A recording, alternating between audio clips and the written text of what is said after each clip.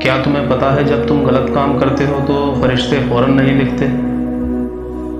کیونکہ اللہ تعالیٰ نے انہیں حکم دیا ہوتا ہے، یہ میرا بندہ ہے، صبر کرو، یہ توبہ کرے گا۔ یہ حدیث ہے، حضور صلی اللہ تعالیٰ علیہ وسلم نے فرمایا کہ جب تم اچھا کام کرنے کا سوچو تو اس کا ثواب پہلے سے ہی لکھا جا چکا ہوتا ہے، کیونکہ تم نے اچھا کام کرنے کا سوچا، اور جب تم وہ کام کر لیتے ہو تو اس کا ثواب ڈبل ہو جاتا ہے۔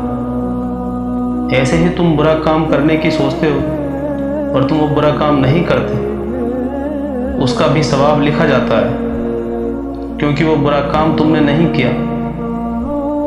اور ہاں، جب تم برا کام کر لیتے ہو تو اللہ تعالیٰ فرشتوں سے کہتا ہے صبر کرو، یہ میرا بندہ ہے، یہ توبہ کرے گا۔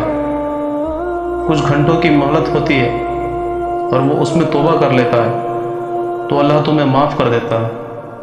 اور جب گناہ کرنے کے بعد آپ کے دل میں ڈر ہوتا ہے، آپ کو شرمندگی ہوتی ہے کہ مجھے یہ گناہ نہیں کرنا چاہیے تھا، غلطی ہو گئی، اور تم توبہ کر لیتے ہو، اللہ سے معافی مانگ لیتے ہو، تو اللہ تمہیں معاف کر دیتا ہے، کیونکہ وہ بڑا بخشنے والا اور بڑا ہی رحیم ہے۔